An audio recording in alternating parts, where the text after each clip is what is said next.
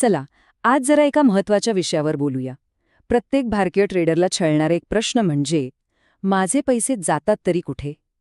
आपण पटकन स्ट्रॅटेजी आणि मार्केटला दोष देतो, पण खरं कारण ते काहीतरी वेगळंच आहे आणि आज आपण तेच शोधून काढणार आहोत. तर मग ट्रेडिंगमध्ये नुकसान का होतं हा प्रश्न आहे ना, जितका साधा वाटतो तितकाच तो खोल आहे. आणि गंमत म्हणजे जवळपास प्रत्येक ट्रेडर हा प्रश्नाचं उत्तर चुकीच्या ठिकाणी शोधत असतो. सगळ्यात पहिलं आणि सोपं उत्तर काय मिळतं? आपण पटकन म्हणतो, अरे यार मार्केटच चुकीचं होतं. पण एक मिनिट, मार्केट तर सगळ्यांसाठी सारखंच आहे, मग काही जण नफा कसा काय कमावतात? याचा अर्थ खरं कारण मार्केट नाहीये. ओके, मार्केट नाही. मग मग नक्कीच स्ट्रॅटेजीमध्ये काहीतरी गडबड असणार, बरोबर? आपण सतत इंटरनेटवर नवीन होली ग्रेल स्ट्रॅटेजीच्या शोधात असतो. पण नाही, हे सुद्धा खरं उत्तर नाही. आणि शेवटचा बहाणा, इंडिकेटर, त्याने सिग्नलच दिला नाही. तर मग मार्केट नाही, स्ट्रॅटेजी नाही किंवा इंडिकेटर पण नाही. मग नक्की प्रॉब्लेम आहे तरी काय? उत्तर आश्चर्यकारकपणे खूप सोपं आहे. तर खरं उत्तर आपल्या स्क्रीनवर आहे. प्रॉब्लेम बाहेर नाहीये, तो आपल्या आत आहे. ट्रेडरची समस्या हीच ट्रेडिंगची समस्या बनते. आणि ज्या क्षणी आपण हे मान्य करतो ना, तेव्हाच योग्य दिशेने पहिलं पाऊल पडतं. चला तर मग या समस्येचा पहिला भाग जरा नीट समजून घेऊया. बाहेरील गोंधळ हा तो सगळा आवाज आहे जो आपल्या स्क्रीनमधून, आपल्या फोनमधून थेट आपल्या डोक्यात घुसतो आणि आपली निर्णय घेण्याची क्षमताच काढून घेतो. आणि हा सगळा गोंधळ सुरू कुठून होतो? माहितीच्या महास्फोटातून.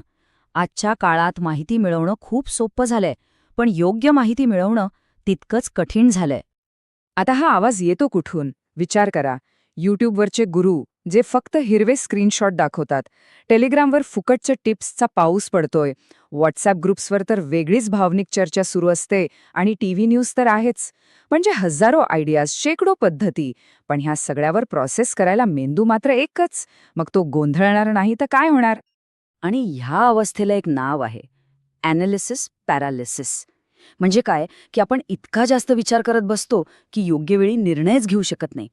थांबा, अजून एक इंडिकेटर बघतो, अजून 2 व्हिडिओ पाहतो. या नादात खरी संधी हातातून निघून जाते. माहितीचा हा ओव्हरलोड आपल्याला एका व्यसनाकडे घेऊन जातो. ते म्हणजे टिप्स आणि कॉल्सचं व्यसन. आपल्याला स्वतःच्या निर्णयावर विश्वासच राहत नाही.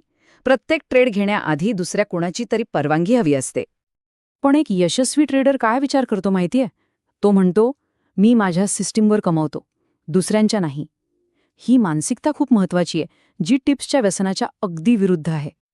पण हा बाहेरचा गोंधळ आहे ना, तो सर्वात जास्त धोकादायक तेव्हा बनतो जेव्हा तो आपल्या आतमध्ये एक युद्ध सुरू करतो. आता आपण या मनातील युद्धाबद्दल बोलूया.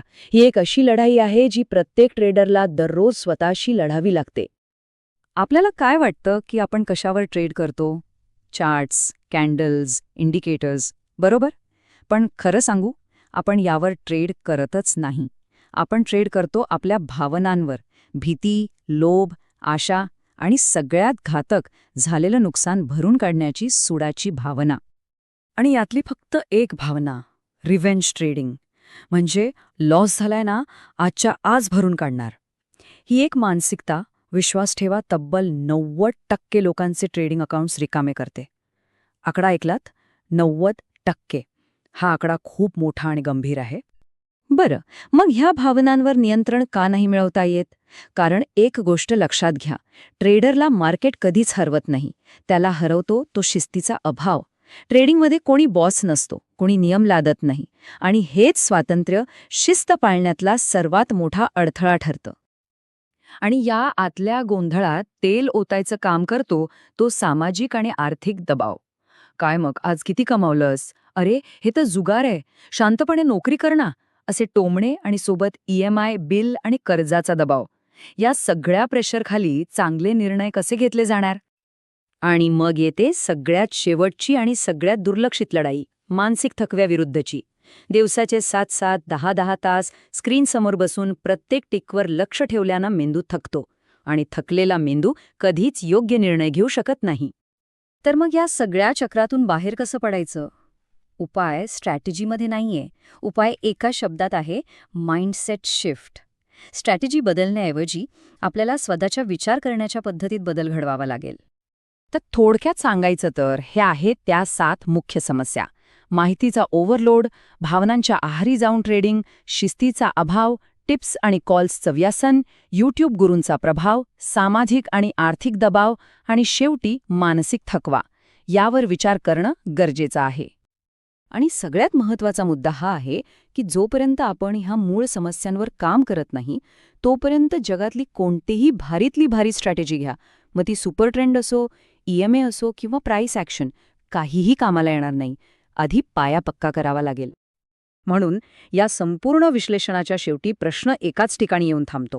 आणि हा प्रश्न दुसऱ्या कोणाला नाही, तर प्रत्येकाने स्वतःला विचारायचा आहे.